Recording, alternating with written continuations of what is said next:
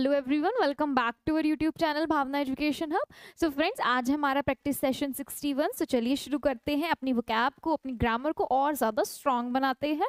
सो जो भी चैनल को पहली बार देख रहा हो वो चैनल को सब्सक्राइब कर दे और हमारी वीडियो को लाइक, कमेंट एंड शेयर करें। तो चलते हैं आज की सेशन की ओर। सेशन क्या है हमारा? 61 है।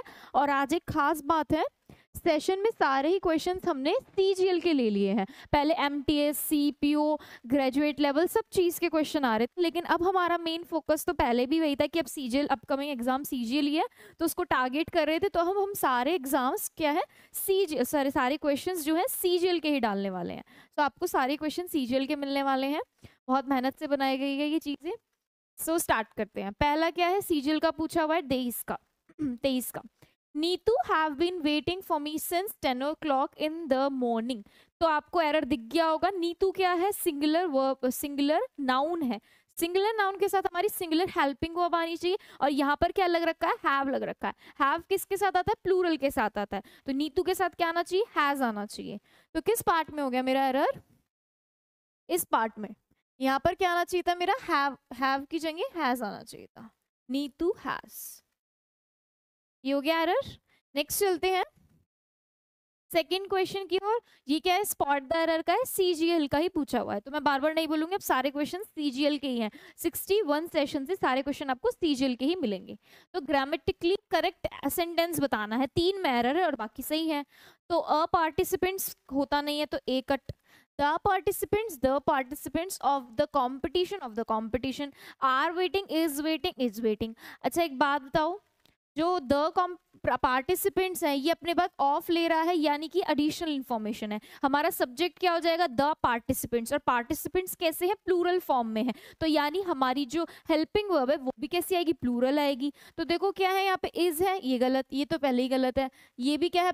हेल्पिंग वर्ब सिंगुलर है, ये देखो आर, तो ये मेरी सही हो जाएगी। यानी the participants of the competition are waiting for the turn curiously. तो देखो ए ऑप्शन मेरा हो जाएगा सही। तो ऐसे उड़ाना एकदम से। Next, she had an ability to persuade others. यानी परसुएड का मतलब इन्फ्लुएंस करना, दूसरों को एकदम से प्रभावित करने की उसके अंदर कैपेबिलिटी है, एबिलिटी है। सेंटेंस इंप्रूव करना है, halt, suppress, outreach, impress. Impress करने की एबिलिटी है, वो एकदम से दूसरे को इम्प्रेस कर देती है। तो क्या आ जाएगा इसमें? परसुएड की जगह इम्प्रेस आ जाएगा।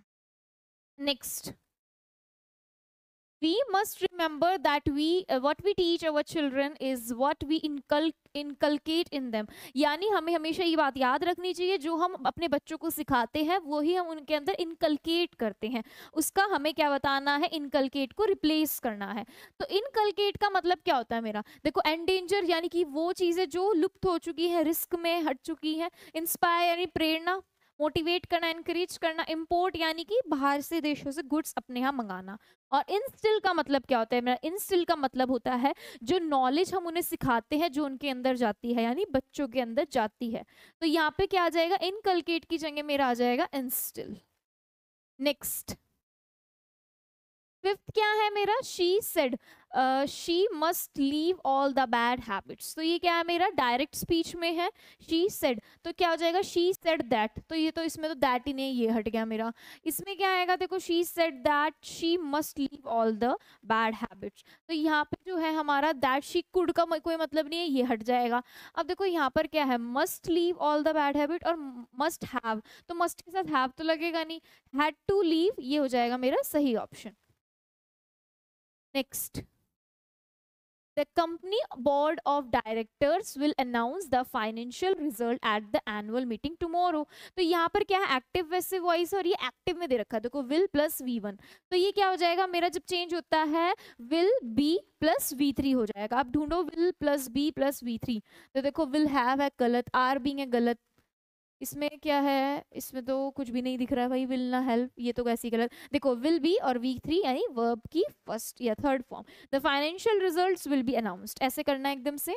नेक्स्ट, फिर इसके बाद आ जाते हैं हम अपने पैराजम्बल की और सीजीएल की सारे क्वेश्चन चल रहे हैं। टीयर 2 के है लेकिन ये वाला, तो हमें देखना है BACD।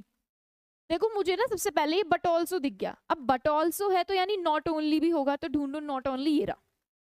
तो यानी नॉट ओनली बट ऑल्सो होता है ना, ये साथ में लगते हैं, तो ये ज्वाइन करेंगे। बी के बाद ए आएगा, अब देख लो बी के बाद ए कहाँ है, इसमें नहीं है, इसमें नहीं है, इसमें नहीं है, एकदम हटा दिया, पढ़ने की भी जरूरत नहीं पड़ी। तो काफी ऐसे दे देते हैं सेंटेंस, और काफी उसमें ऑप्शन एसएससी दे देती है, आओ मुझे टिक कर जाओ। तो देखो not only but also, B के बाद ए आए गई, और लकीली 3 ऑप्शंस में ए के बाद बी है, तो बी ए मेरा लग जाएगा।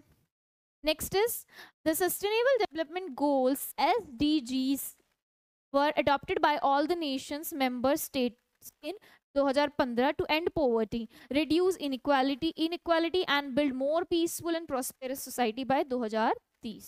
तो यानी ये जो सस्टेनेबल डेवलपमेंट गोल सभी कंट्रीज ने क्या कहते हैं ज्वाइन किए थे 2015 में, क्या क्या खत्म करने के लिए, पोवर्टी खत्म करने के लिए, इनइक्वालिटी खत्म करने के लिए, और क्या करने के लिए, पीसफुल प्रॉस्पर सोसाइटी बनाने के लिए 2030 तक, ये गोल था।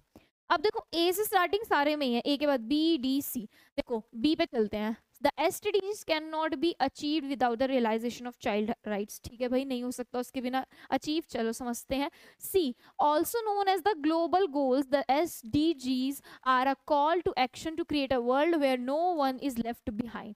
तो देखो इसमें जो बात हो रही है ना, इसमें बात हो रही है कि ये ग्लोबल गोल्स भी हैं, तो और यहाँ पर हमारा देखा गया है कि ये गोल्स हैं, देखो ये गोल्स हैं और इनको ग्लोबल गोल्स भी बोला जाता है। तो ए के बाद सी आ रहा है मेरा, अब ए के बाद सी एक ही ऑप्शन में, तो अभी रुकते हैं, डी भी एक बार रीड कर लेते हैं। As world leaders work to deliver on the 2030 promise, children around the globe are standing up to secure their right to good health, quality education, a clean planet and more। और देखो इसमें children आ रहे हैं और इसमें बात हो रही है चिल्ड्रन राइट्स की, तो यानी कि बी के बाद डी आ रहा है कि चिल्ड्रन चाइल्ड राइट्स के बिना हम ये जो सस्टेनेबल डेवलपमेंट गोल है अचीव नहीं कर सकते हैं। फिर उसके बाद बात बताई जा रही है कि जो वर्ल्ड लीडर्स हैं वो ये चीज़ डिलीवर करने की कोशिश कर रहे हैं, प्रॉमिस कर रहे हैं 2030 तक कि चाइल्ड जो मतलब ग्लोबली जो बच्चे हैं वो उनका जो राइट्स हैं, उनकी जो गुड हेल्थ के लिए, क्वालिटी एजुकेशन के लिए वो सिक्योर कर पाए, वो कर पाए। तो मेरा भाई बी के बाद डी आ ही रहा है और ए के बाद सी आ रहा है, तो A C B D is the correct option.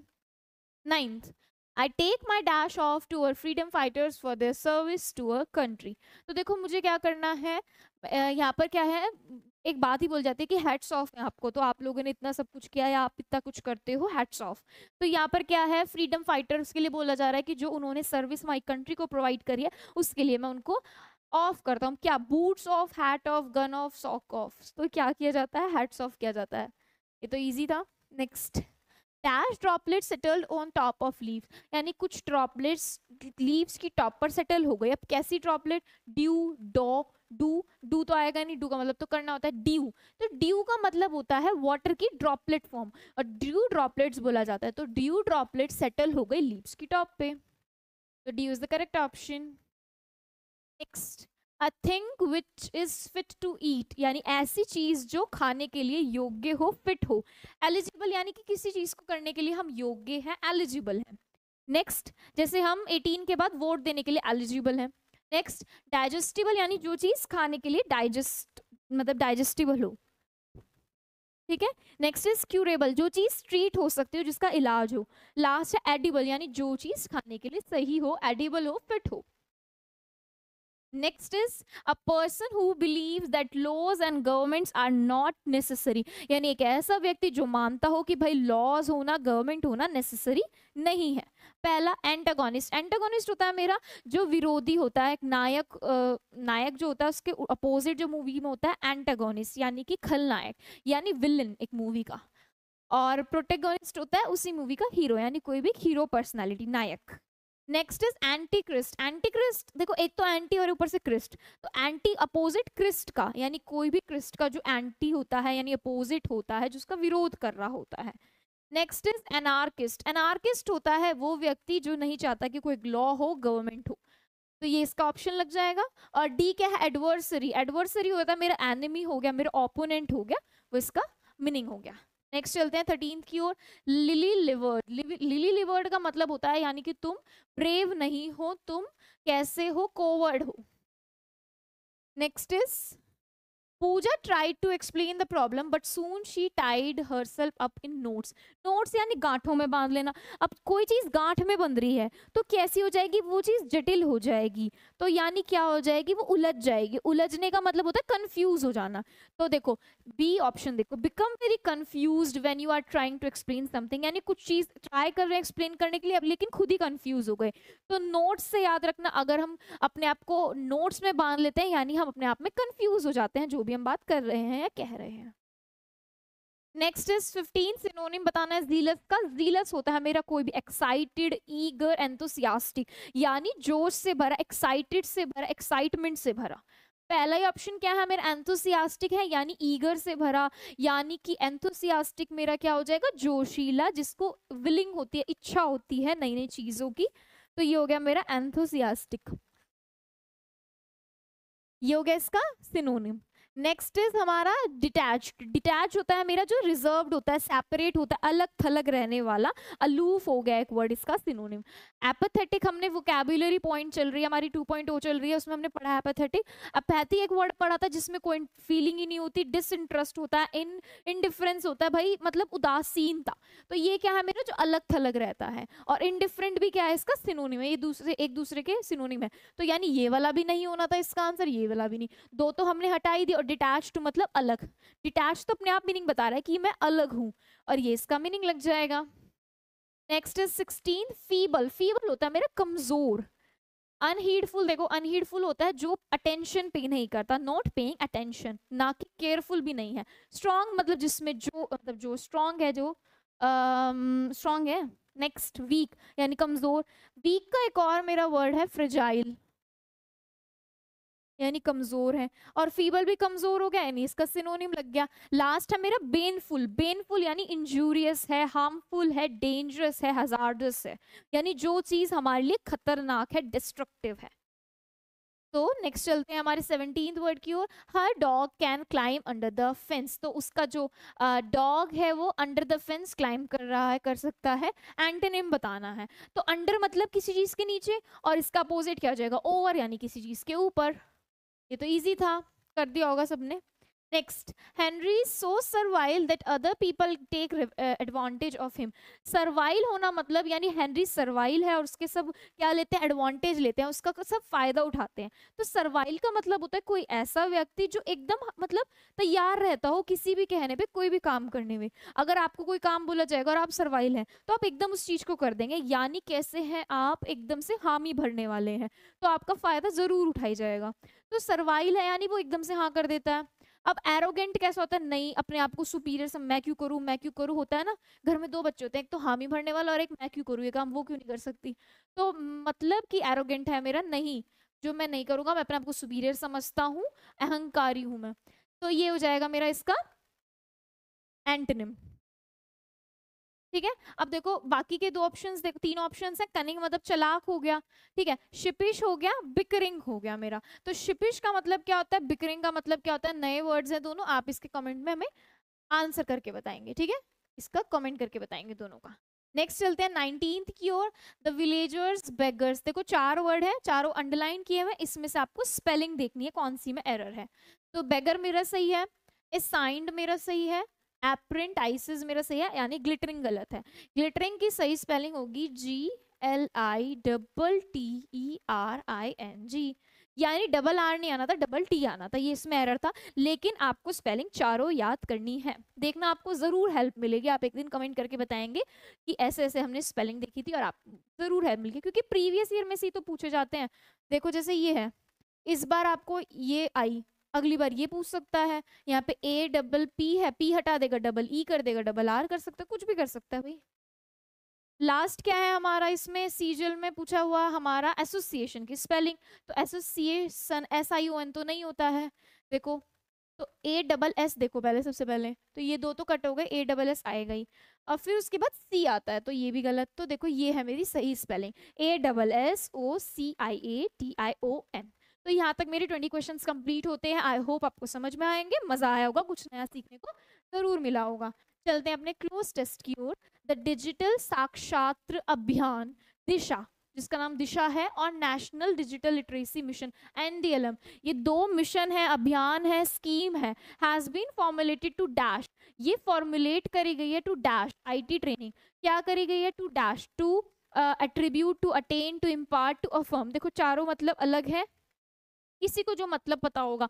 देखो इम्पार्ट का मतलब होता है किसी को नॉलेज प्रोवाइड करना, नॉलेज बांटना, तो ये आ जाएगा मेरा इसका सही मीनिंग। तो ये क्या करना चाहता है? ये फॉर्मुलेट करना चाहता है टू इम्पार्ट, इम्पार्ट मतलब नॉलेज डालना चाहता है इन IT ट्रेनिंग की टू इतने पर्सन्स, यानी इतने पर्सन्स को वो नॉलेज देना चाहता है, इंक्लूडिंग आंगनवाड़ी और आशा वर्कर्स, जो आशा वर्कर्स और इंक्लूडिंग आंगनवाड़ी के लोग हैं मेरे, ऑथराइज्ड राशन डीलर्स, और राशन डीलर्स को भी इंक्लूड कर लिया है सारी स्टेट, सारी यूटीज में, ठीक है। Dash the country, dash the country, among the country, with in the country, between the country, across the country. तो मेरा अक्रॉस द वर्ड है, जो अक्रॉस वर्ड है ये पूरी कंट्री को कवर करता है, यानी कोने कोने में, एक एक कोने में। तो across the country, her country के कोने में, मतलब जो कंट्री है उसके कोने में। So that the non IT literate citizens, यानी कि जो IT से रिलेटेड पर्सन्स नहीं है, सिटीजन्स नहीं है, नॉन IT लिटरेट सिटीजन्स हैं, उनको क्या हो सके? Are dash to become, are included, made, order, trained, यानी वो ट्रेंड हो सके, वो ट्रेंड हो सके और क्या बन सके? लिटरेट IT सिटीजन्स बन सके। So as to dash, so as to dash them to actively, और क्या कर सके? उनको एनेक्ट कर सके, एबल कर सके, एनेबल कर सके, रिगार्ड कर सके, एनेबल कर सके, enable, as to enable them to actively and effectively participate, यानी उनको ऐसा कर सके कि वो एक्टिवली और पार्टिसिपेट कर सके हमारी डेमोक्रेटिक डेवलपमेंट प्रोसेस में, एनेबल कर सके, उनको बना सके कि हमारे डेमोक्रेटिक और डेवलपमेंट प्रोसेस में क्या ले सके? हिस्सा ले सके। And dash and also dash their livelihood, और अपनी लाइवलीहुड को क्या कर सके? प्रेजेंट कर सके, एनहांस कर सके, एंगेज कर सके, ट्रेन कर सके, तो बढ़ा सके, इम्प्रूव कर सके, बेहतर कर सके, एमेलियोरेट कर सके, तो एनहांस कर सके, तो अपनी लाइवलीहुड, अपने जीवन को एनहांस कर सके। तो ये था मेरा पूरा का पूरा क्लोज टेस्ट, किस पे? मेरा जो 2 ये स्कीम्स थी उस पे जो गवर्नमेंट ने स्टार्ट की थी, फॉर्मुलेट करी थी। सो आई होप आपको ये पांचों समझ में आए होंगे और आपके 10 मार्क्स आए होंगे। सो इसी के साथ हमारा आज का सेशन खत्म होता है, मिलते हैं आपसे नेक्स्ट सेशन में। Thank you everyone.